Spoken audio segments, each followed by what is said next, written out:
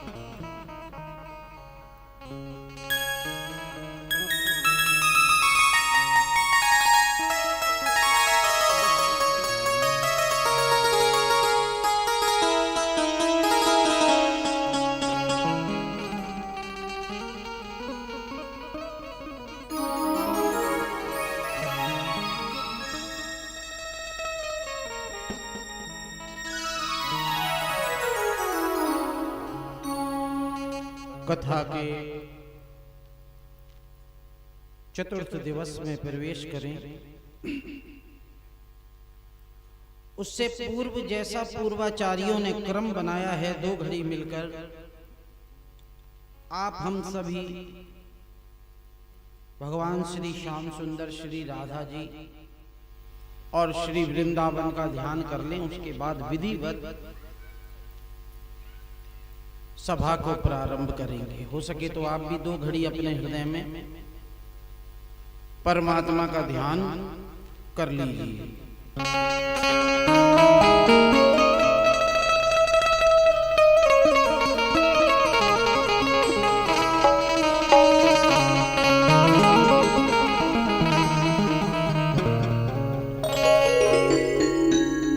स्वस्तिक श्री गणेशाय नमः।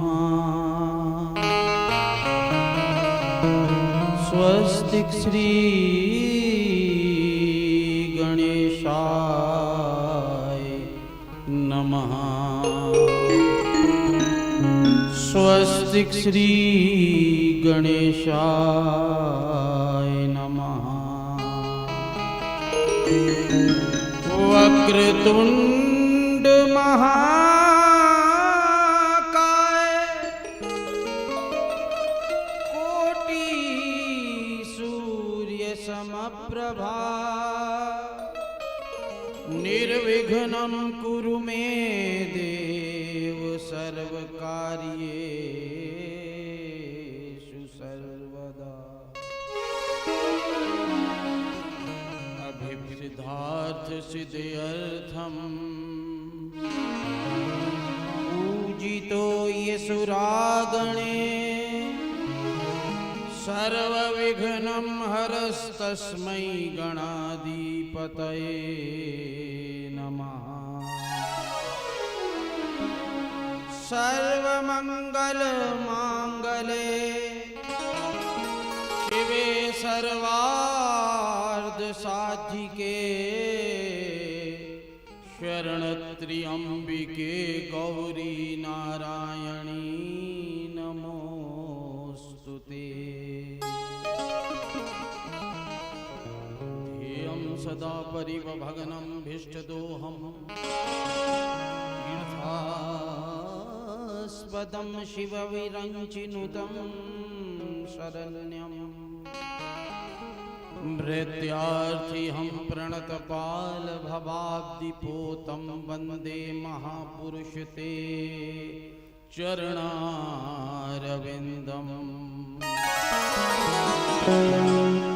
त्वकत्वासुदुस्तज्य सुरे सिप्तराज्यलक्ष्मी धर्मिष्ठ आर्यवचसा यद्गादरण्यम्। मायामृगं दयितैः सद्मन्नधावद वन्दे महापुरुष ते चरणारविन्दम्।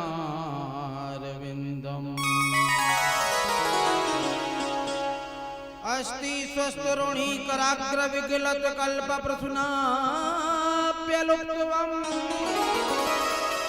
वस्तु प्रस्तुत वेणुनादलहरी निर्वाण निर्वयाकुलम्। सहस्त्र निबद्धिनी विविलसद गोपी सहस्रावर्तम्। हरस्तन्यस्तन्तापवर्गमखिलोद्धारं किशोराकृति।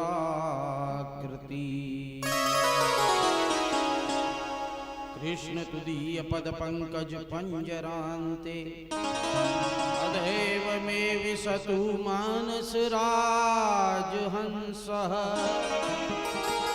प्राण प्रयाण समय कपवात पित्ते कंठावरोधन विधौ स्मरणं कुतस्ते। कृष्णं नारायणं वन्दे कृष्णं वन्दे प्रजाप्रियं। कृष्णं द्वैपायनं वन्दे कृष्णं वन्दे पृथासुतम्। तप्त कांचन गौरांगी राधे वृंदावनेश्वरी। वृषभानुसुते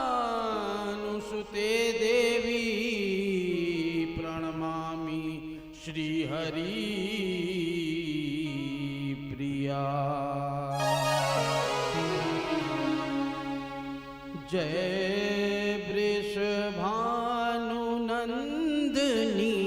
राधा, जय वृषभानुनंदिनी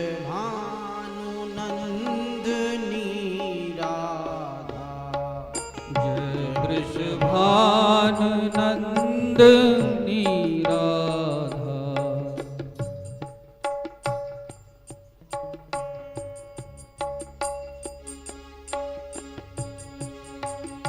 जय वृषभानुनंदिनी राधा, जय वृषभानुनंदिनी राधा, राधे राधे राधे, जय जय जय श्री राधे राधे, राधे राधे जय जय जय श्री राधे, राधे राधे राधे, जय जय जय श्री राधे राधे राधे राधे जय जय जय श्री राधे, जय वृषभानुनंदिनी राधा, जय वृषभानुनंदिनी राधा, जय वृषभानुनंदिनी राधा,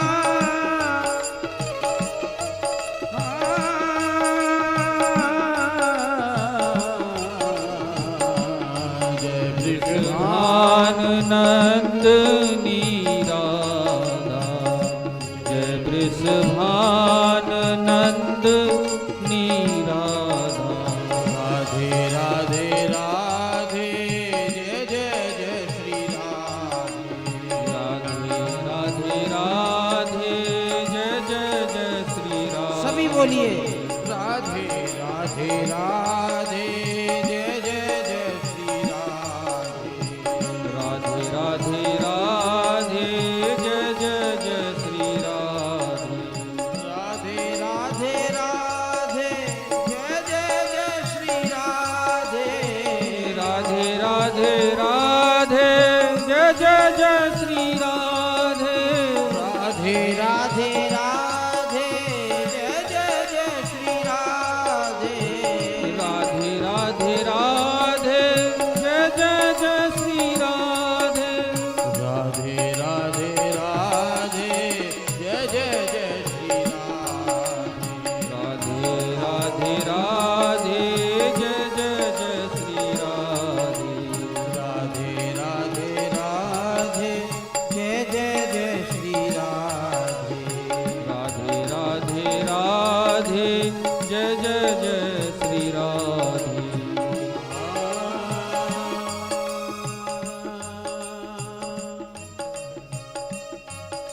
सुख शांति निकेतन प्रेम निधि,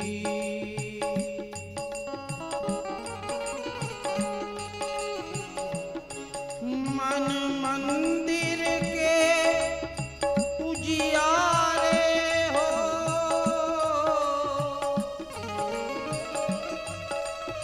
इस जीवन के तुम जीवन हो,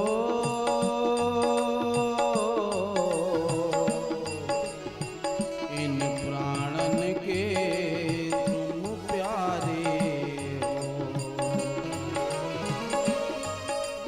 पितु मात सहायक स्वामी सखा,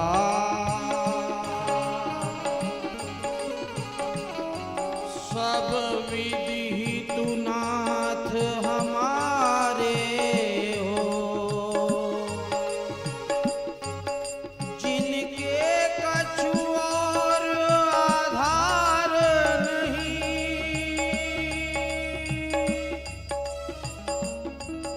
उनके तुम एक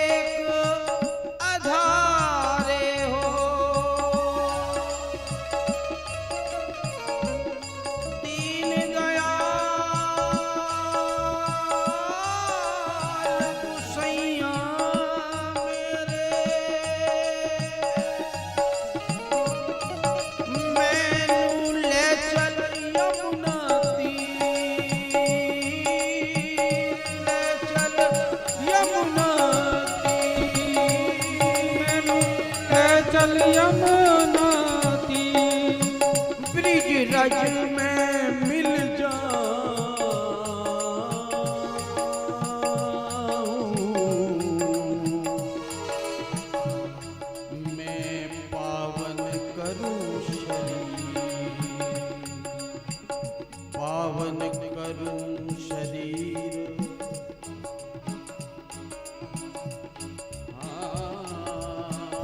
पावन करूं शरीर, फिरूं मैं मस्त दीवानी, और कुंजन कुंजन गाऊं मैं बन तेरी दीवानी, मैं बन तेरी दीवानी। राधे राधे राधे जय जय जय श्री राधे, राधे राधे राधे जय जय जय श्री राधे, बोलो राधे राधे राधे जय जय जय श्री राधे, राधे राधे राधे जय जय जय श्री राधे, श्री राधे राधे राधे जय राधे राधे राधे राधे राधे राधे राधे राधे राधे राधे राधे राधे राधे राधे श्री राधे राधे राधे राधे राधे राधे राधे राधे राधे राधे राधे राधे राधे राधे राधे राधे राधे राधे राधे जय जय श्री राधे, जय श्री राधे, जय जय श्री राधे।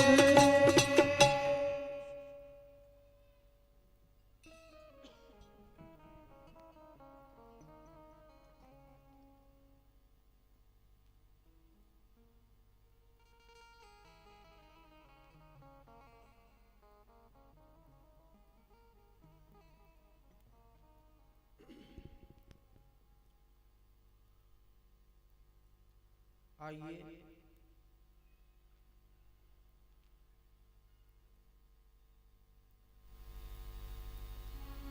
भागवत का दर्शन करें।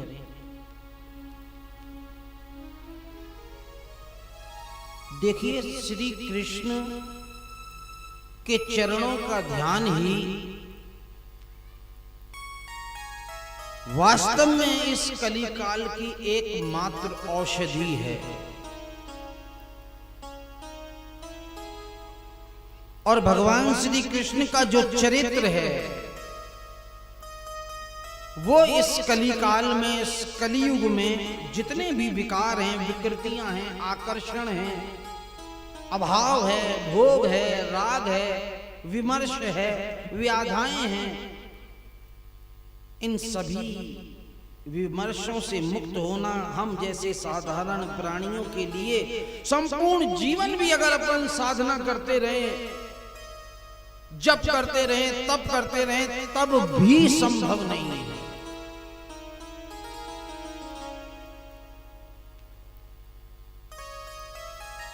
छोटी छोटी मोह और ममता की रस्सियों में बंधे हुए हम कलयुग के जीव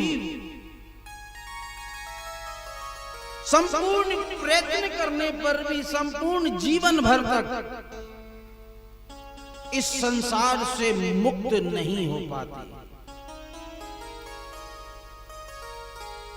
और जिनके चारों ओर विभिन्न प्रकार के बंधन आबद्ध हों,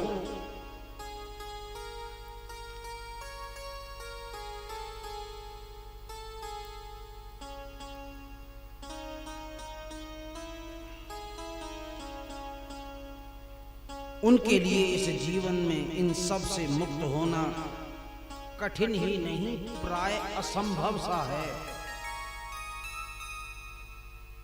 ऐसे समय में विशेष रूप से भगवान श्री कृष्ण का ये परम पावन और पवित्र चरित्र एकमात्र दिव्य औषधि है, जिससे हम इस कली काल की स्थितियों से, व्याधियों से, विमर्शों से, अभाव से, आकर्षण से, भोगों से, राग से और इन सभी व्याधाओं से मुक्त होकर जीवन के वास्तविक लक्ष्य प्रेम को प्राप्त कर सकते हैं। जीवन के वास्तविक जो इस मनुष्य देह की उपलब्धि है कि हमारे अंदर प्रेम प्रकट हो जाए।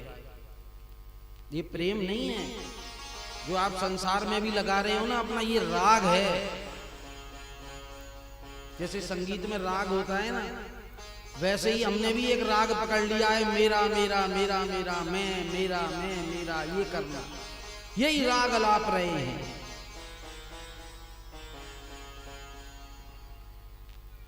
इस जीवन का लक्ष्य है प्रेम की प्राप्ति। भगवान महादेव से जब पूछा ना कि हे भोलेनाथ,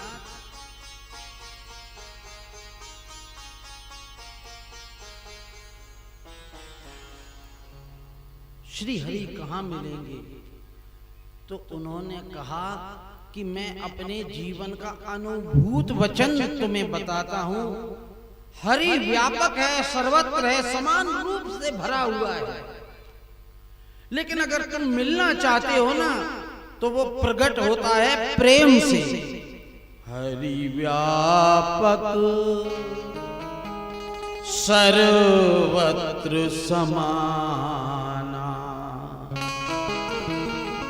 और प्रेम ते प्रकट होई मैं जाना। वो तो व्याप्त है, वो तो सर्वत्र समान रूप से कण कण में भरा हुआ है, लेकिन तुम देखना चाहते हो, बात करना चाहते हो, उसके दर्शन करना चाहते हो, तो वो प्रेम से प्रकट होता है। और उस प्रेम का आधार है मेरे भाई बहन श्री कृष्ण का चरित्र।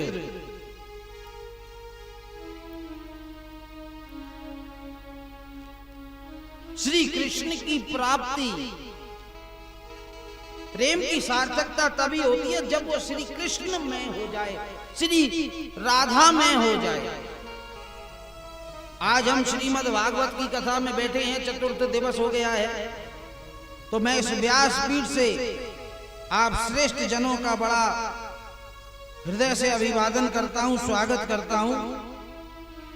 और भागवत जी के क्रम में प्रवेश करूं उससे पहले एक दो बातें आपसे कहनी है। पहले तो मेरा ये परम सौभाग्य है और हमारे ऊपर हमारे परम आराध्य सतगुरुदेव की ऐसी कृपा है, इसके लिए इस व्यासपीठ को एक परंपरा प्राप्त है। मैं नहीं जानता अन्यत्र स्थानों पर होने वाली विभिन्न कथाओं में, लेकिन मैं तो अपनी इस व्यासपीठ की आपको बात बतला सकता हूं, इसका परिचय दे सकता हूं कि ये व्यासपीठ परंपरागत है, इसको एक परंपरा प्राप्त है। मैं जीवन में स्वतंत्र रूप से कथा में नहीं उतरा हूं। और यहां तो ऐसे लोग बैठे हैं, आप बैठे हैं, जिन्होंने मुझे बहुत समय पहले से देखा है।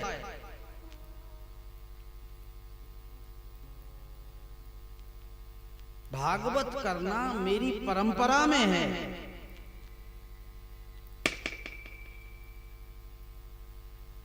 ठाकुर जी भी संकेत देते हैं, इस प्रकार समर्थन करते हैं व्यासपीठ से कही हुई किसी भी बात का। मेरा भागवत करने के पीछे कोई हेतु नहीं है, कोई कामना नहीं है, ये मुझे परंपरा से प्राप्त है।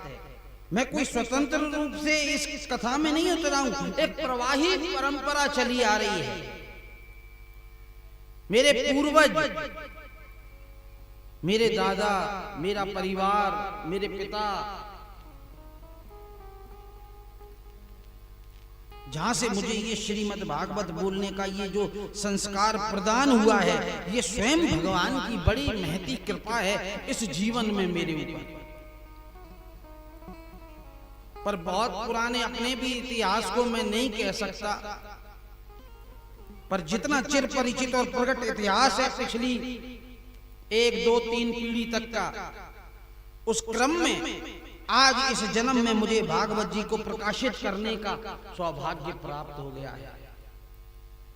लगभग आधा जीवन तो चला ही गया है, आगे भी ठाकुर जी संभालेंगे। अब बात अगर इतिहास की है ना, तो आप जरा गहराई से सोचना इस बात को। हम ज्यादा से ज्यादा अपने दादा या परदादा तक ही जान सकते हैं पीछे। हमको अपने कुल का पता नहीं है कि ये शुरुआत कहां से हुई, हम किन की संतान हैं, मालूम है किसी को? ज्यादा से ज्यादा पिता का नाम बतला दोगे, दादा का नाम बतला दोगे, परदादा का नाम बतला दोगे, उससे आगे अगर दौड़े ना तो किसी को नहीं मालूम।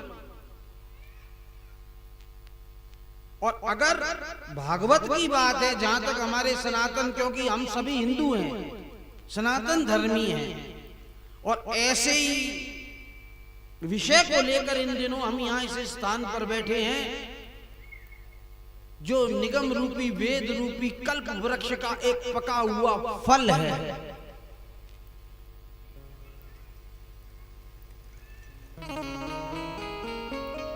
निगम कल्प तरोर गलितम फलम शुक मुखार मृत द्रव संयुक्तम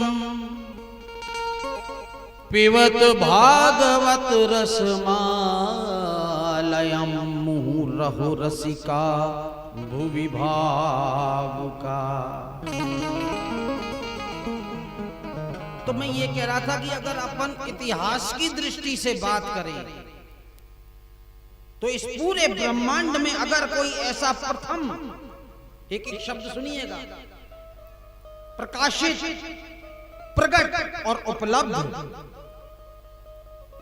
अगर कोई हम भारतीयों को प्राप्त है ना, तो भारतीय मनीषा के इतिहास में अगर कोई ऐसा ग्रंथ उपलब्ध है जिसका प्रकाश पूरे जगत में फैला है, जो सबको प्राप्त है, जो प्रकट है और प्रथम है, तो वो साक्षात भगवान वेद हैं। मैं अपना मूल बता रहा हूं आपको, मेरा, आपका, सबका। ध्यान से सुनना, इन बातों को कोई नहीं बताएगा आपको।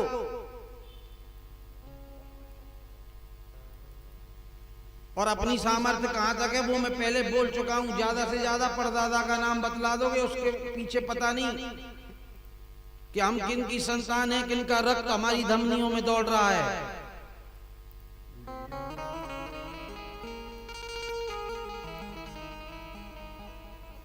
भारतीय मनीषा के इतिहास में अगर कोई ऐसा ग्रंथ उपलब्ध है तो वो है हमारे साक्षात वेद। तो सबसे पहले पूरे विश्व भर ने इस विषय पर खोज करी और बात ये आई है कि मूलभूत रूप में भगवान वेद ही इस धरती पर किसी भी सभ्यता में, किसी भी देश में, किसी भी परंपरा में, किसी भी क्रम में अगर प्राप्त हुए हैं तो वो स्वयं भगवान वेद है। अब वेद एक है, लेकिन उस वेद के 4 विभाग हुए। मूल रूप से जिनको अपन कह देते हैं कि सामवेद, अर्थवेद, ऋग्वेद, यजुर्वेद, यही कहते हैं ना। लेकिन उस वेद के 4 विभाग हुए जिनके अंदर जो वर्णन किया गया है। पहला विभाग है वेद का संहिता विभाग, जिसमें मंत्र की प्रधानता होती है, जहां से मंत्र निकले हैं। दूसरा विभाग है वेद का ब्राह्मण विभाग, जिसमें विधि की स्थापना है, विधि विधान जिसको कहते हैं ना, विधि विधान से काम करना। तो विधि विधान कौन बताते हैं? पंडित जी, ब्राह्मण बतलाता है। इस क्रिया की विधि ये है, इस क्रिया का विधान ये है। दूसरा भाग जो वेद का है वो है ब्राह्मण विधान, जिसमें विधि की प्रधानता है। एक है अरण्यक विभाग, जिसमें अरण्य शब्द से ही विषय बन जाता है कि अरण्य का मतलब होता है वन, वन में रहने की विद्या। जो वन में रहते हैं ना ऋषि मुनि, उनकी विद्या वेद के तीसरे विभाग में दी गई। और चौथा विभाग है उपनिषद का, जिसका मुख्य विषय दर्शन है, वेदांत है। संपूर्ण वेद इन चारों विभागों में विभाजित होकर प्रकाशित हुआ है।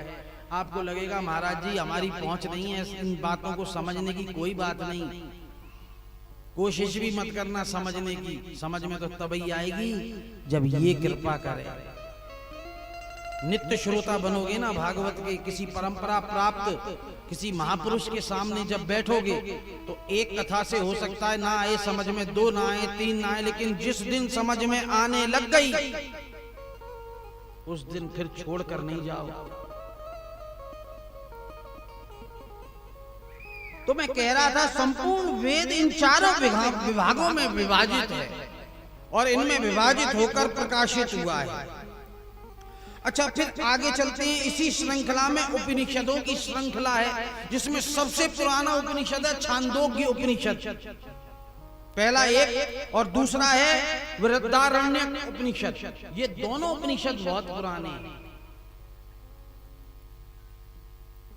फिर आगे समय जब आगे चला तो धीरे धीरे ग्रंथ भी मूलभूत रूप से प्रकट होते गए। सबसे पहले वेदों ने ही संपूर्ण इस जगत में, इस जगती में और ब्रह्मांड को रहन सहन और मानवीय सभ्यता का उपदेश दिया और हमको पशुओं से विलग किया। मनुष्य को अलग कर दिया और पशु अलग कर दिए, पक्षी अलग कर दिए। ये अलग टीम है, तुम अलग हो। ये वेद का ही प्रताप है, ये उपनिषदों का प्रताप है, ये ग्रंथों का प्रताप है। पशु भागवत नहीं सुन सकते, वेद शास्त्र नहीं पढ़ सकते, पूजा पाठ नहीं कर सकते, और ये वेदों का प्रताप है कि हमको अलग किया।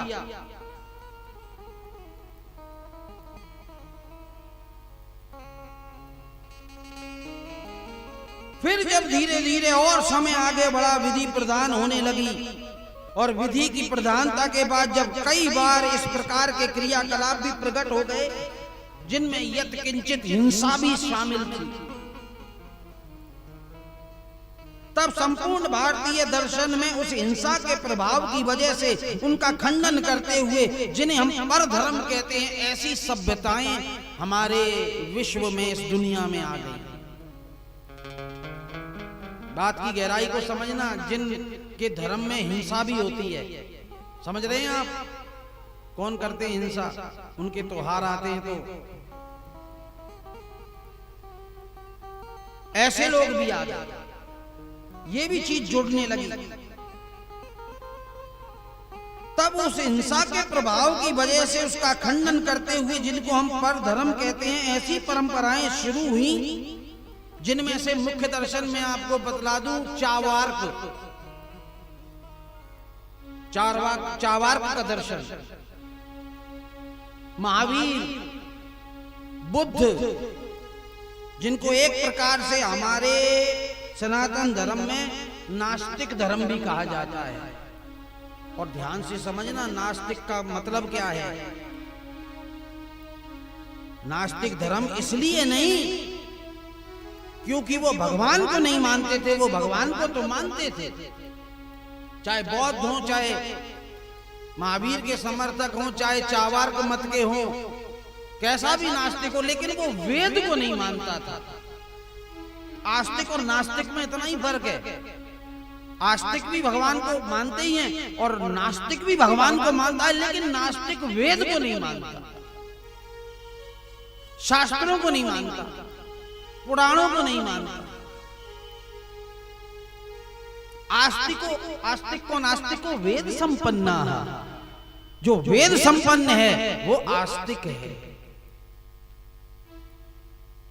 ये लोग वेद को नहीं मानते, हमारे पुराणों को नहीं मानते हैं। कई लोग आप देखते होंगे, किसी ने रामायण को जला दिया, आज तो कलयुग ऐसा आ गया, तो वो वही मामला है। वो लोग इन भागवत को, महापुराण को, शिव पुराण को, इनको नहीं पढ़ते, वो भगवान को मानते। कोई किसी रूप में मानता है, कोई किसी रूप में मानता है। कोई उसको अल्लाह कहता है, कोई उसको ईसा कहता है, कोई कुछ कहता है, कोई कुछ कहता है, लेकिन वो वेद को नहीं मानते, इसलिए उनको नास्तिक कहा गया। धीरे धीरे संपूर्ण भारतीय मनीषा में जब इसका विस्तार होने लगा तो कुछ वर्षों पहले उसी क्रम में उसी के साथ षड दर्शनों का उदय हुआ। सांख्य योग का उदय हुआ, पातंजलि योग का उदय हुआ, वैश्विक दर्शन उत्पन्न हुआ,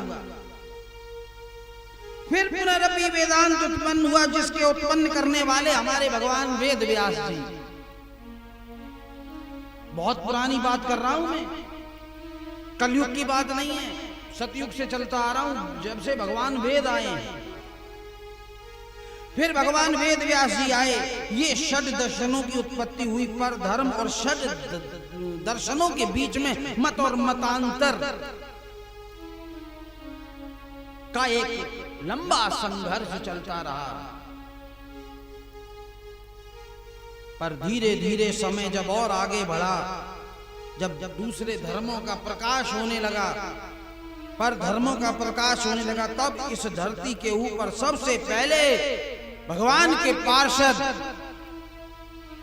के रूप में स्वयं भगवान आदि शंकराचार्य जी प्रकट हुए। किसी को ज्ञान नहीं था परमात्मा का तब तक। ये जो मूर्ति पूजा कर रहे हो ना तुम, शिव जी की, भगवान विष्णु की, दुर्गा की, जब शंकराचार्य जी आए, उन्होंने देखा कि इनकी बुद्धि अल्प है, ये उस बात को नहीं, ये दर्शनों को नहीं समझ पाएंगे, ये वेदांत को नहीं समझ पाएंगे, ये उपनिषदों को नहीं समझ पाएंगे, समय बहुत बदल गया है। तो फिर उन्होंने हमको पंचदेव उपासना दी, शिव जी की, विष्णु की, दुर्गा की, गणेश जी की और सूर्य देव की, पंचदेव उपासना। उनकी कृपा से पुनरपि वेद की मूल प्रणाली के प्रति व्यक्ति का आकर्षण हुआ, और उसी श्रृंखला में चलते चलते उसी की ओर विशिष्ट करते हुए भगवान श्री रामानुजाचार्य जी का प्रागट्य हुआ। उसी क्रम में निम्बार्काचार्य जी का प्रागट्य हुआ, माधवाचार्य जी का प्रागट्य हुआ, वल्लभाचार्य जी का प्रागट्य हुआ, और इन्होंने अपने अपने संप्रदाय विकसित किए। स्वयं श्री विष्णु स्वामी चरण पाद का प्रागट्य हुआ, और फिर उसी की शाखा प्रशाखाओं में उन्हीं के शिष्य प्रशिष्य चलते चलते ये परंपरा श्री रामानुज के दर्शन को भक्ति परक करते हुए भगवान रामानंदाचार्य उत्तर भारत की तरफ इस इतिहास को लेकर आए। इसी क्रम में श्री बलदेव विद्याभूषण, उनके अनुग्रह से धीरे धीरे श्रीमद चैतन्य महाप्रभु, उनका अनुग्रह करने से विशुद्ध प्रेम लक्षणा भक्ति, उसका भी इस जगत में प्रागट्य हो गया। अचिंत्य भेदाभेद के सिद्धांत का प्रागट्य हुआ। श्रीमद वल्लभाचार्य जी चरण पाद ने विशुद्ध रागात्मिकता भक्ति का, अद्वितीय भक्ति का प्रागट्य इस विश्व भर में कर दिया। ये रागात्मिकता भक्ति ही तो है, ये राग ही तो है भगवान से। तुम हमारे हो प्रभु जी, घर का बालक बना लिया वल्लभाचार्य जी ने, भगवान से ऐसा राग लगाया।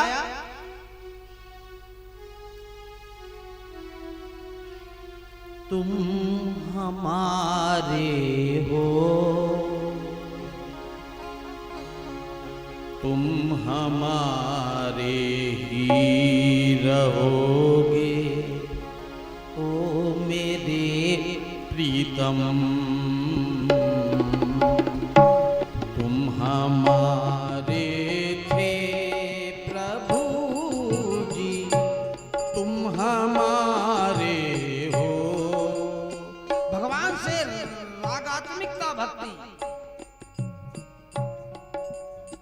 ये रागात्म जो है भक्ति में, ये राग अलापना। तुम हमारे हो,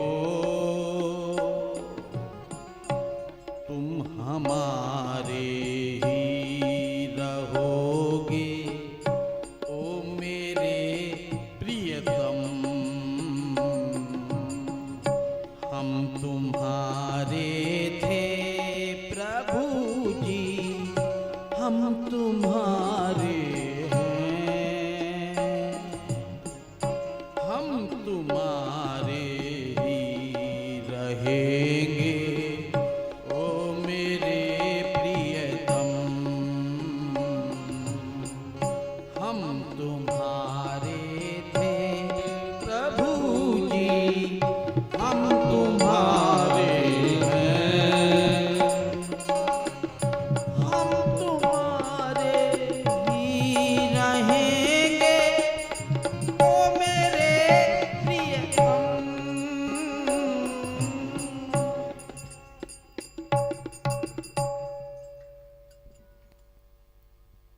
इस क्रम को जगदम्बा पार्क में लाके छोड़ूंगा, थोड़ा और रुको, वेद से चलाऊं, और बहुत युग बीत गए हैं,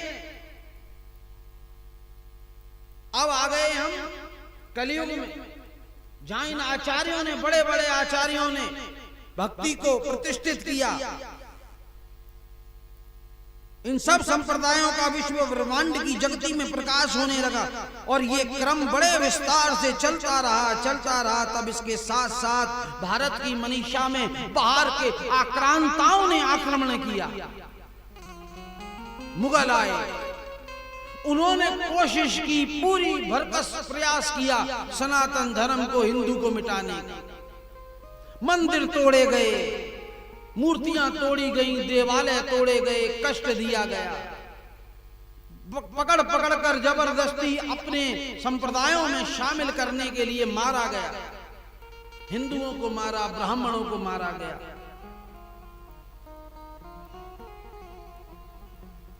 अपना राज्य स्थापित कर लिया, लेकिन कहीं ना कहीं उनके और हमारे बीच में मत मतांतरों का भेद चलता रहा। कहीं ना कहीं पुल बनने लगे। फिर लगभग 2-2.5 वर्ष पूर्व जब उनका शासन गया तो अंग्रेजी शासन आया। अंग्रेजों ने हम पर शासन किया। अंग्रेजी सत्ता ने जब भारत के ऊपर राज्य शासन अवस्थित किया, तब धीरे धीरे उसी ब्रिटिश सत्ता में राजा राम मोहन राय जैसे विद्वान मनीषी, उन्होंने पुनरपि भारतीय मनीषा को प्रकाशित करने का उद्यम किया, और बड़े बड़े विश्व गुरुओं ने विश्व भर में भ्रमण कर करके उस मनीषा को आगे पहुंचाया। और लगभग पिछले 100 वर्षों में बड़े बड़े विद्वानों ने इस देश में और परदेशों में जा जाकर भारतीय मनीषा को प्रकाशित किया। इसी बीच में कुछ यत्किंचित आर्य समाज का भी फुट आ गया, जो यज्ञ को मानते हैं, मूर्ति पूजा का खंडन करते हैं। बिलक बिलक प्रयोगों के होते गए, और ऐसे चलता चलता समय इन संदर्भों से होते हुए हमारा ये सनातन धर्म आज पहुंचा। मैं आपके सामने पिछले 5000 वर्ष से भी पिछला इतिहास अपने सनातन धर्म का, अपने हिंदू धर्म का वर्णन कर रहा हूं। सबसे पहले वेदवाद आया, फिर दर्शनवाद आया, फिर नास्तिकवाद आया, फिर संप्रदायवाद आया, फिर सतगुरुवाद आया। बड़े बड़े आचार्य और सतगुरु आए, और चलते चलते आज ये शब्द और जोड़ दूं मैं अपनी तरफ से, कथावाद आया। ये कथा सामान्य नहीं है, कितना सरल होता चला गया और कितना जटिल। वेद बहुत जटिल है साहब, वेद तक हर किसी की पहुंच नहीं है। और अगर आगे जोड़ूं, आने वाले समय अगर 10 साल और आगे चले जाएं अपन, तो शायद कथावाद भी थोड़ा हल्का पड़ जाए। कहीं तो भजन संध्यावाद आने लग गया है। अब कथाओं की जगह भजन संध्याएं होने लगी हैं चारों तरफ। रात को 4-6 घंटे की भजन संध्या, यहाँ उसकी भजन संध्या, आज शाम उसके नाम, आज शाम उसके नाम। कितना परिवर्तित होता चला गया, जो चलते चलते कथाओं की क्रम से ही भारतीय मनीषा अपने वैदिक प्रज्ञान से जुड़ी हुई थी। इतने मोड़ों को लेता हुआ आज सनातन धर्मी हिंदू यहां तक पहुंचा है, कोई सामान्य बात नहीं है। कितने प्रयास किए गए अपनों के द्वारा, पर धर्म वालों के द्वारा, नास्तिकों के द्वारा। इसमें इतनी चीज जुड़ी हैं, ये तो मैं बहुत जल्दी बोल गया हूं। अगर मैं पूरा बोलने लग जाऊं ना तो पूरे 7 दिन चाहिए मुझको, पूरा इतिहास अपना सुनाने के लिए। अपना का मतलब हम सबका, हिंदुओं का, सनातनियों का। पूरे 7 दिन और दो मुझको कि महाराज जी पूरे 7 दिन आपको भागवत के माध्यम से इतिहास सुनाना है सनातन का। फिर सुनिएगा।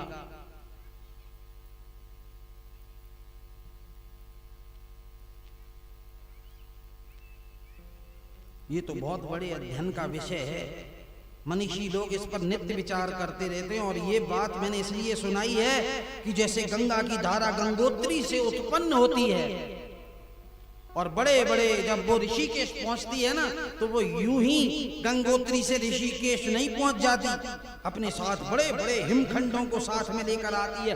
फिर उसके बाद ऋषिकेश से निकलती बड़े बड़े महानगरों का कचरा भी अपने साथ बहाकर, बहुत सारे महानगरों का कचरा कूड़ा लेकर अपने साथ और पहुंच जाती है गंगा सागर तक। और सागर में समुद्र में समाहित होने के लिए वैसे ही हमारा ये सत्य सनातन धर्म, ये दिव्य धारा बहुत से घाट, बहुत से दर्शनों से घूमती हुई आज यहां तक पहुंची है, जगदम्बा पार्क तक। ये हमारा ग्रंथ है, ये कोई सामान्य चीज नहीं है। बड़ा खून दिया है हमने इसको, बड़ी हत्याएं हुई हैं, बड़ी मारकाट मची है, तब बचा पाए हैं इनको, इन शास्त्रों को। और ये इतिहास में आपको इसलिए सुना रहा था, वेद को पुनः स्थापित करने का अर्थ ये है, ये अपने मूलभूत रूप में जाकर स्थित हो सके। तो आइए उसी वेद रूपी निगम रूपी वृक्ष के सबसे मीठे फल श्रीमद् भागवत महापुराण की वार्ता में प्रवेश करते हैं। 2 घड़ी भगवान नाम संकीर्तन मेरे साथ कीजिए। गोविंद जय जय गोपाल जय जय गोविंद जय जय गोपाल जय जय गोविंद जय।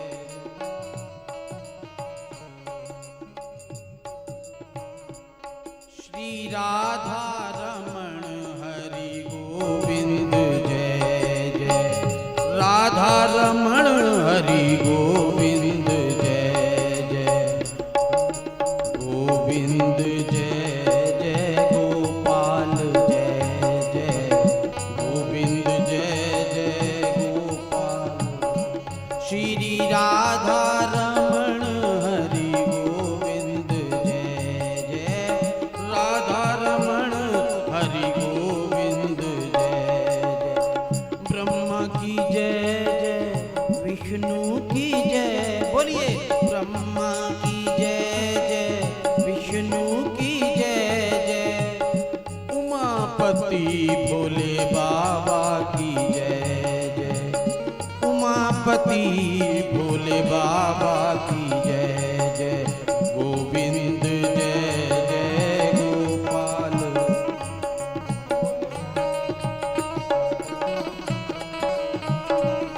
श्री राधा रमण हरि गोविंद जय जय, राधा रमण हरि गोविंद जय जय।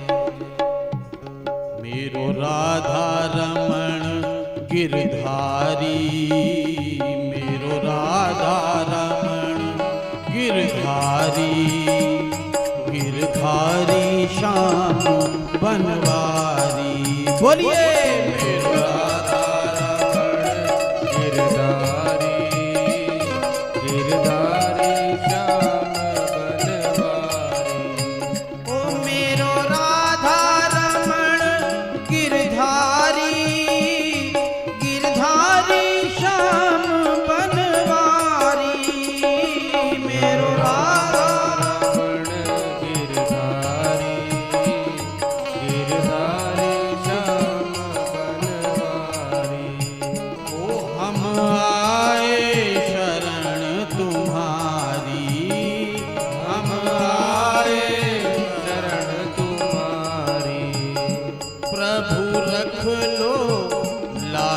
हमारी, प्रभु रख लो लाज हमारी।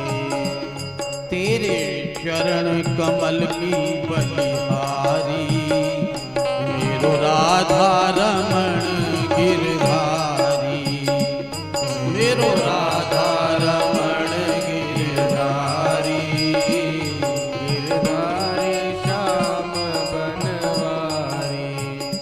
भजो गोविंद गोविंद गोपाला, बोलिए गोविंद गोविंद गोपाला। भजो मुरली मनोहर नंद लाला, भजो मुरली मनोहर नंद लाला। भजो प्रेम अगाधे श्री राधे, भजो प्रेम अगाधे, श्री राधे। भजो प्रेम अगाधे श्री राधे, भजो प्रेम गाधे श्री राधे। भजो प्रेम अगाधे श्री राधे, भजो प्रेम अगाधे श्री राधे। गोविंद हरे गोपाल हरे, जय जय प्रभु दीन दयाल हरे, गोविंद हरे गोपाल हरे, जय जय प्रभु दीन दयाल हरे। जय जय प्रभु दीन दयाल हरे, जय प्रभु दीन दयाल हरे। जय जय प्रभु दीन दयाल हरे, जय जय प्रभु दीन दयाल हरे। ओ गोविंद हरे गोपाल हरे, गोविंद हरे गोपाल हरे।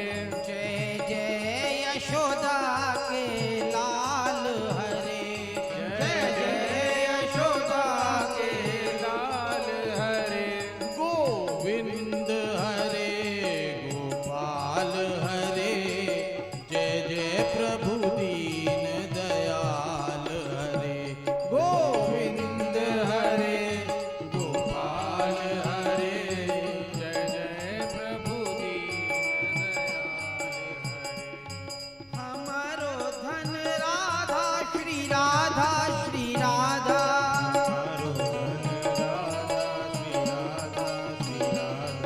हमारो धन राधा श्री राधा श्री। आपकी आवाज सुने, ये नहीं बोलेंगे आप, मैं बोलूंगा फिर आप बोलना, ठीक है।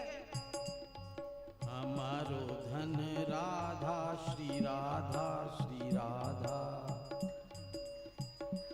क्या बात है। परम धन राधा श्री राधा श्री राधा,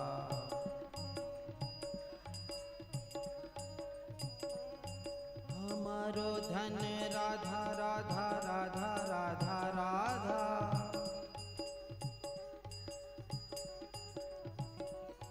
जीवन धन राधा राधा राधा राधा राधा, जीवन धन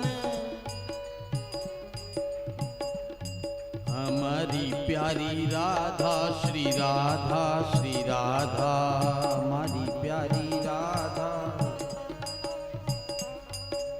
राधे राधे राधे बरसाने वाली राधे,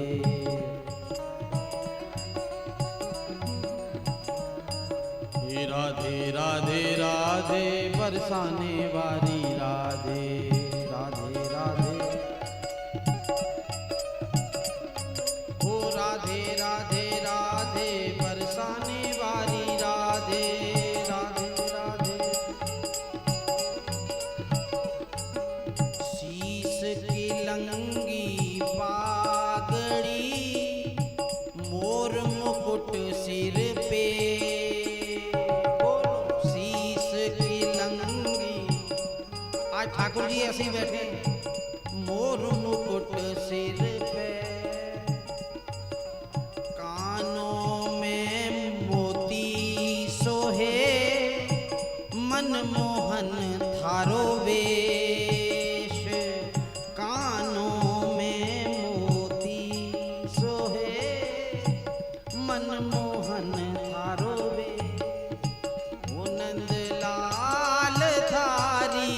चितवन प्यारी लागे जी मने। ओ नंदलाल थारी चितवन प्यारी लागे जी मने। ओ गोपाल जी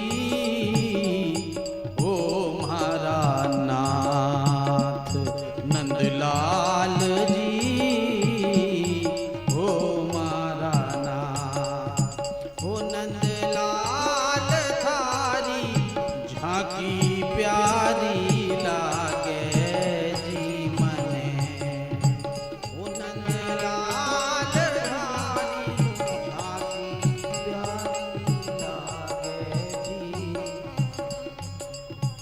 कंठा हीरा गोल सोहे कल मोतियन रीमा। कंठा हीरा गोल सोहे कल मोतियन रीमा।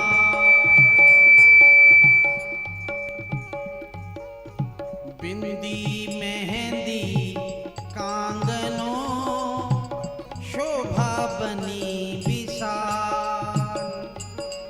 बिंदी मेहंदी कांगनो शोभा बनी विशाल। ओ राधावर थारो लटको प्यारो लागे जी मने। ओ राधावर थारो लटको प्यारो लागे जी मने। ओ नंदलाल थारी झांकी प्यारी लागे जी मने। ओ नंदलाल थारी झांकी प्यारी लागे जी मने। श्री कृष्ण गोविंद हरे मुरारी हे नाथ नारायण वासुदेवा। श्री कृष्ण गोविंद हरे मुरारी हे नाथ नारायण वासुदेवा।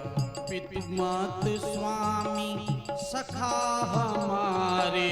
पितुमात स्वामी सखा हमारे हे नाथ नारायण वासुदेवा। हे नाथ नारायण वासुदेवा। श्री कृष्ण गोविंद हरे मुरारी हे नाथ नारायण वासुदेवा। श्री कृष्ण गोविंद हरे मुरारी हे नाथ नारायण वासुदेवा। राधे कृष्णा कृष्णा कृष्णा राधे राधे राधे श्याम राधे श्याम श्याम श्याम राधे राधे। ओ राधे कृष्णा कृष्णा कृष्णा राधे राधे राधे श्याम राधे श्याम श्याम श्याम राधे राधे। करोगे सेवा ठाकुर जी की तालियों की हाथ उठा के। ओ राधे कृष्णा कृष्णा कृष्णा राधे राधे राधे श्याम राधे श्याम श्याम राधे राधे। ओ राधे कृष्णा कृष्णा राधे राधे राधे श्याम राधे श्याम श्याम श्याम राधे राधे। राधे कृष्णा कृष्णा राधे राधे राधे श्याम राधे श्याम श्याम श्याम राधे राधे। राधे कृष्णा कृष्णा राधे राधे राधे श्याम राधे श्याम श्याम श्याम राधे राधे। राधे कृष्णा कृष्णा राधे राधे राधे श्याम राधे श्याम श्याम श्याम राधे राधे। ओ राधे कृष्णा कृष्णा राधे राधे राधे श्याम सीधे करो। राधे राधे राधे कृष्णा कृष्णा राधे राधे राधे श्याम श्याम श्याम राधे राधे। कृष्णा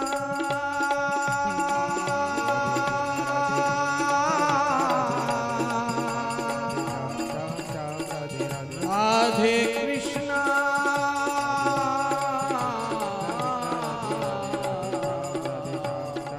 हरे हरे। बोलिए वृंदावन बिहारी लाल की जय। कितना सुंदर समन्वय है कि जब ये कहा जाता है ना कि ईश्वर इंद्रियों का विषय नहीं है, जब ये बात आती है ना तो बस इसका मतलब इतना ही समझना चाहिए कि हमारी इंद्रियों की पहुंच उस तक नहीं है, आंखों की इतनी सामर्थ्य नहीं कि हम उसका प्रत्यक्ष दर्शन कर सकें, हाथों में इतनी सामर्थ्य नहीं कि हम उसकी सेवा शुश्रूषा कर सकें, पांवों में इतनी सामर्थ्य नहीं है कि हम उसके धाम तक इस शरीर से पहुंच सकें, कानों में इतनी सामर्थ्य हमारे नहीं है कि हम उसकी आवाज को सुन सकें, इंद्रियों की पहुंच उस तक नहीं है। फिर आगे बात आती है मन की भी उस तक पहुंच नहीं है।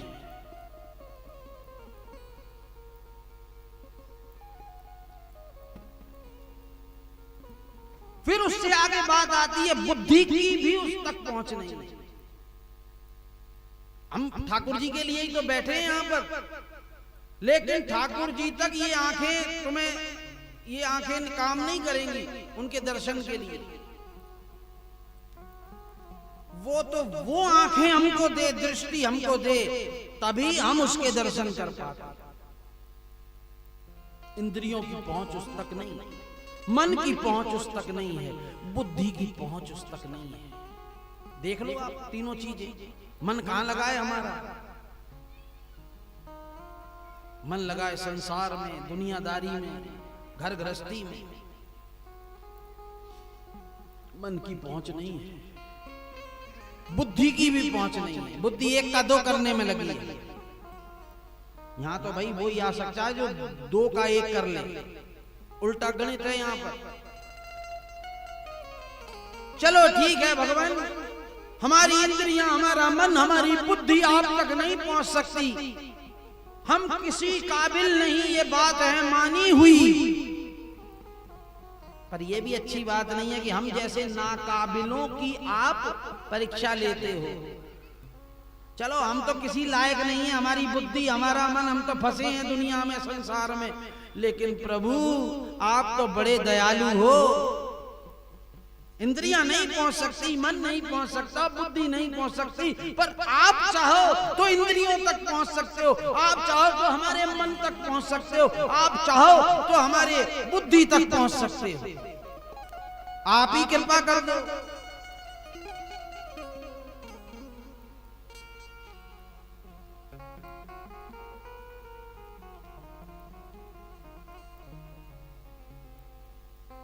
कि यहां रहकर अक्सर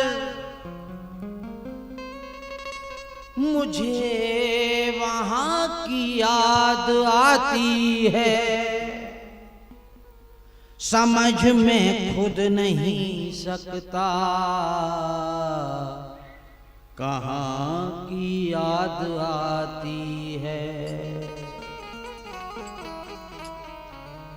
जहां मैं रहता हूं लेकिन नहीं ये बात समझा मैं, जहां वो कौन सा है जहां की याद आती है। अक्ल उस तक नहीं पहुंची, पहुंचा वो अक्ल तक है।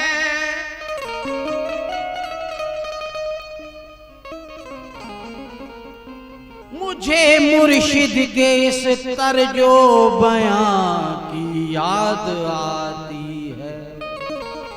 सतगुरु कहते थे बेटा तू बुद्धि से उसको नहीं प्राप्त कर सकता, तू मन से उसको प्राप्त नहीं कर सकता, तू इंद्रियों से उसको प्राप्त नहीं कर सकता। वही कृपा करके तेरे मन बुद्धि और इंद्रियों तक पहुंचे तो बात बने। राम स्वरूप तुम्हारे वचन अगोचर, बुद्धि पर अविगत अकथ अपार, नेति नेति कही निगम आस।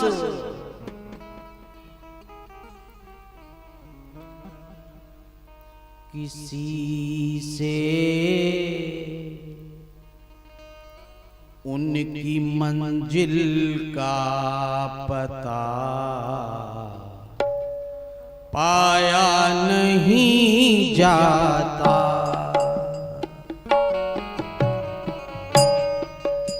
किसी से उनकी मंजिल का पता पाया नहीं जाता।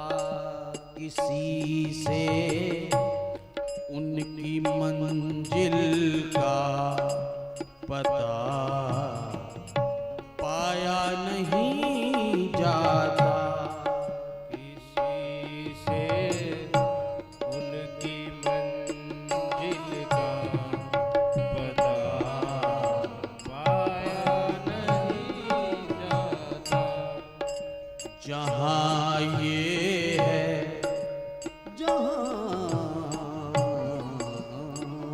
जहाँ ये है फरिश्तों से वहाँ जाया नहीं जाता। जहाँ ये है फरिश्तों से वहाँ जाया नहीं जाता। किसी से उनकी मंजिल का पता पाया नहीं जाता। किसी से उनकी मंजिल का पता पाया नहीं जाता। जहाँ ये है फरिश्तों से, वेद की भी पहुंच नहीं है। वेद प्रकट हुए हैं। जहाँ ये है फरिश्तों से वहाँ जाया नहीं जाता। जहाँ ये है फरिश्तों से वहाँ जाया नहीं जाता।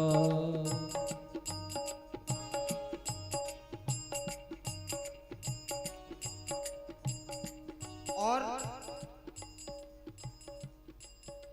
फकीरी में भी मुझको मांगने में शर्म आती है। फकीरी में मुझको मांगने में शर्म आती है। तुम्हारा हो के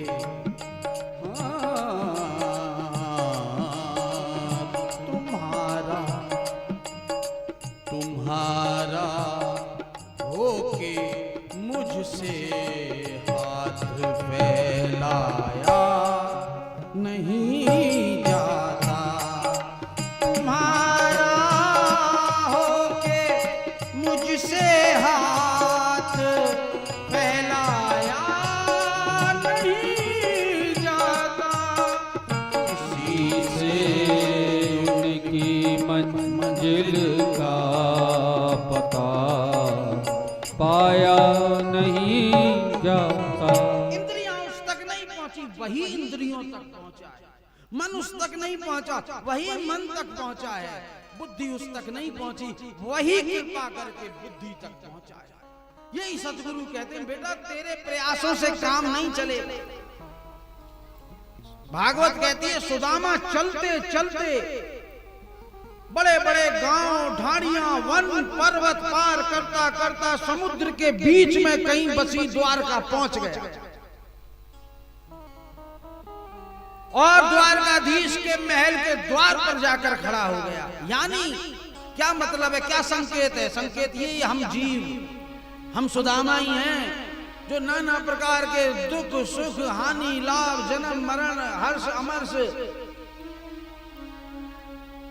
बाधा व्याधियों को पार करते भगवान को नाम रटते हुए जा रहे हैं। और अगर हम ऐसे भाग्यशाली हो भी जाएं, सतगुरु की कृपा से उसके द्वार तक पहुंच जाएं, ये द्वार पर तो आ गए हो, संसार के द्वारों को छोड़कर भागवत के द्वार पर खड़े हैं जहां भगवान मिलते हैं, मिलेंगे आपको। बिना भगवान के हम यहां से वापस नहीं भेजेंगे, दर्शन कराए। होनी चाहिए आपकी दृष्टि। अगर संसारी दृष्टि रही, दैहिक दृष्टि रही, तो तुम्हें एक संसारी ही दिखाई देगा। और अगर आध्यात्मिक दृष्टि रही, आंतरिक दृष्टि रही, तो तुम यहां बैठे बैठे सब पा जाओ। घटना कब घटी जानते हो? जब द्वारकाधीश दौड़ा, ये सुनकर द्वारपाल से कि कोई सुदामा नाम का ब्राह्मण आया है भगवान और कहता है आपका मित्र है। अगर वो नहीं दौड़ता तो कह देता 100-500 देके वहीं से टरका दो, मैं नहीं जानता कौन सुदामा। कौन पूजता साहब भगवान? इतनी तपस्या, इतने व्रत करके, इतना जप करके, इतनी पूजा पाठ जन्म पर जन्म लेकर अगर हम भगवान के द्वार पर पहुंच भी गए और उनको सूचना भी हो गई कि कोई पुरतान मारली अरियंत कॉलोनी जगदम्बा पार्क से कोई माई आई है, दरवाजे पर खड़ी है भगवान, बात तो तब है जब दौड़ पड़े तुम्हारा नाम सुन के। और दौड़ेगा, नहीं दौड़ेगा तो इसको कौन पूछेगा? फिर दौड़ना पड़ेगा उसको।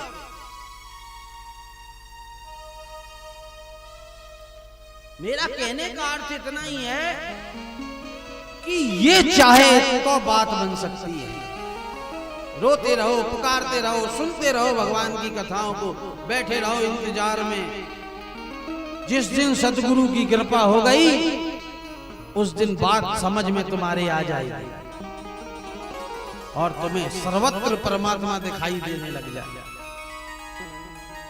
दीवाने मिट तो जाते हैं मगर उल्फत नहीं मिटती, पतंगे को भी जलकर फिर क्षमा की याद आती है। फलक से टूट कर तारे जमी पे गिर के राजी हैं और जमी के आदमी को आसमां की याद आती है। और देखो, जब भगवान इस देह में आ जाए, इस रूप में आ जाए, वो ईश्वर जिसको नीति नीति वेदों ने कहा है, वो देह धारण करके तब धरी प्रभु विविध शरीर धारण करके अगर धरती पे आ जाए तो लॉटरी लगी कि नहीं? अब तक तो तुम मंदिरों में जाकर प्रतिमाओं को पूज रहे थे, अब जीता जागता देख रहे हो भागवत के माध्यम से, तो तुम्हारे नयन सफल हुए कि नहीं? करऊ सफल सबके नयन, हे प्रभु इन सबके नेत्रों को सफल कर दो अपना दर्शन देकर। इन आंखों का मिलना सफल हो जाए, इन हाथों का मिलना सफल हो जाए तेरी सेवा करके, तेरे धाम जाकर इन पांवों का मिलना, इस मनुष्य देह का मिलना सफल हो जाए, ताकि हम सच्चिदानंद भगवान को देख सकें, भगवान की बाकी झांकी का आनंद ले सकें। इसीलिए हम सबके नेत्र सफल हो जाएं। हमारे ब्रिज में कहते हैं कि काया शुद्ध होए जब ब्रिज रज उड़ अंग लगे, और माया शुद्ध होए कृष्ण नाम पे लुटाए थे। हाथ शुद्ध होए या ठाकुर की सेवा किए, और पांव शुद्ध होए धाम वृंदावन जाए थे। मस्तक शुद्ध होए श्रीपति के चरण पड़े और रसना शुद्ध होए श्यामा श्याम गुण गाए ते। भगवान मुझे एक बार कहीं दीदार तुम्हारा हो जाए। भगवान मुझे एक बार कहीं दीदार तुम्हारा हो जाए। ये राग द्वेष सब मिट जाए।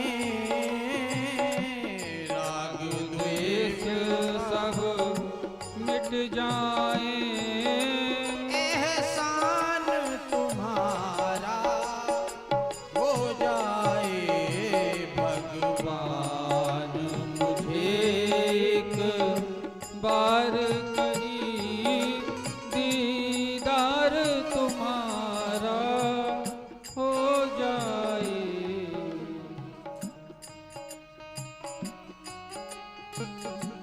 बार कहीं तुम्हारा हो जाए। दुनिया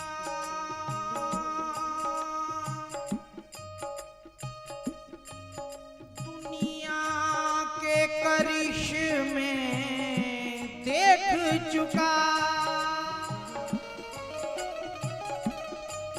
और दुख लाखों हमने सहे। दुनिया तो यही रहती है भैया, दुनिया में जाओगे तो मर के ही निकलोगे। चार आदमियों के कंधे पर कोई बीमार नहीं आएगा। दुनिया के करिश्मे देख चुका और दुख लाखों गवारा हमने सहे। एक तेरी नजर एक मेरी नजर, एक तेरी नजर एक मेरी नजर, दोनों का नजारा हो जाए। भगवान एक बार कहीं दीदार तुम्हारा हो जाए। साहिल हूँ मैं अब तेरे दर का,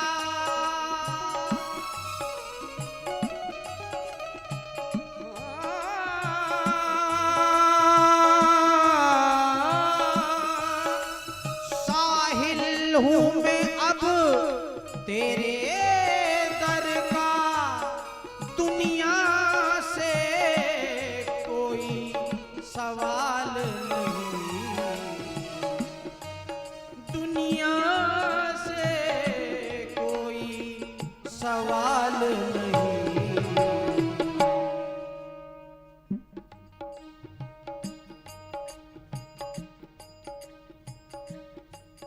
प्रभु आप जहाँ बैठे हो वहाँ,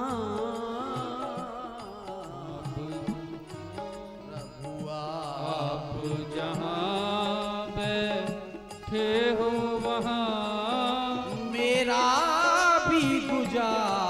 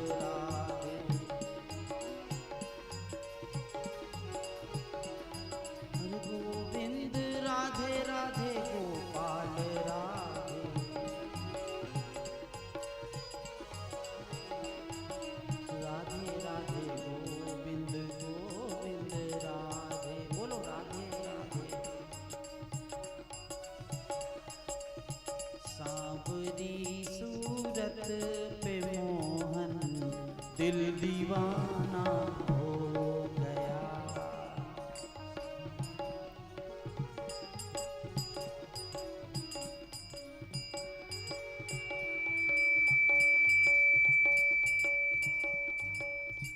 सांवरी सूरत पे मोहन दिल दीवाना हो गया।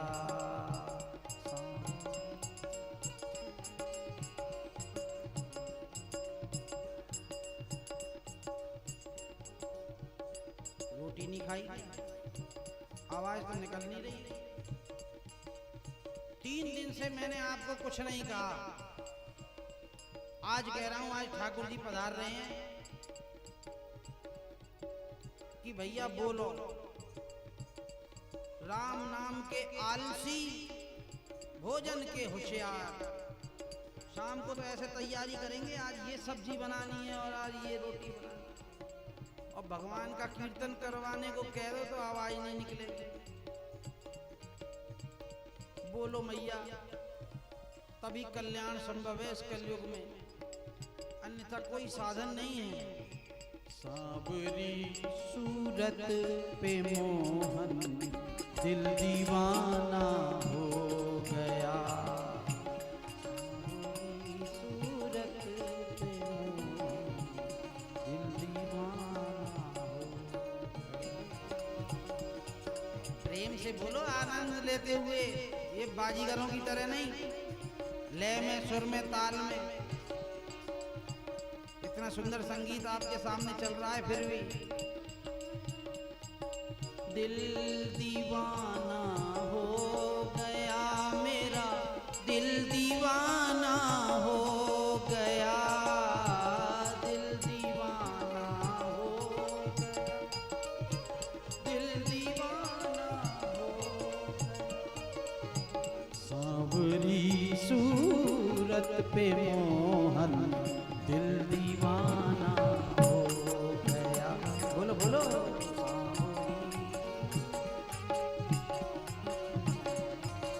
पतले दूसरा, ये हमारे ठाकुर जी की सुंदरता है, हमारे ईश्वर की। सर्व सर्वेश्वर सर्वंतर्यामी घटित घटना पटियांग, कोटि कोटि कंदर्प दर्प दलन पटियांग। मैं तो महियांग सर्व तो जियायांग, भक्त वांछा कल्प तरु। अखिले प्रत्येक कल्याण गुणे कतान, श्वेत समस्त विरक्त ज्ञानानंद स्वरूप। और मार्दव राजा सुहाद्र साम्य वात्सल्य का अपार अमृत। गुण गणो महानर्व्य वशीवदान्य गुणवान नरेजु शुचि मृदु दयाल, मधुर स्थिर संप्रति कृतज्ञ गुणगण विशिष्ट पर ब्रह्म परमात्मा। एक तो तेरे होठ पतले, दूसरा लाली लगी। बोलो, एक तो तेरे होठ पतले,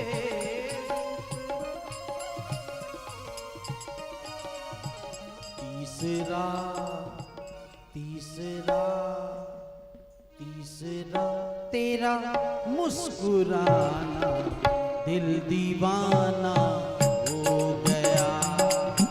तीसरा तेरा मुस्कुराना दिल दीवाना हो गया। सांवरी सूरत पे मोहन दिल दीवाना हो। और एक तो तेरे नैन तिरछे, दूसरा काजल लगा। एक तो तेरे नैन तिरछे, दूसरा काजल लगा। तीसरा तीसरा